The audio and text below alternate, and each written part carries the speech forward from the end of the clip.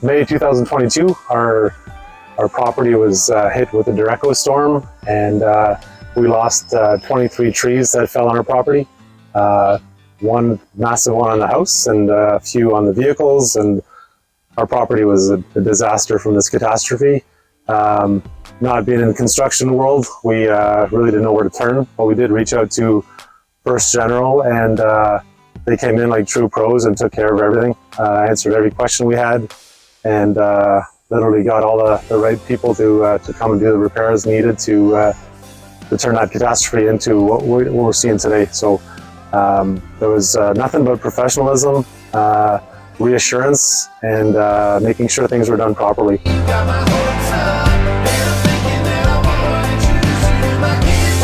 They just made sure to do the job right, and when they were done the job, they actually reached out to us to make sure we were actually satisfied with what had happened.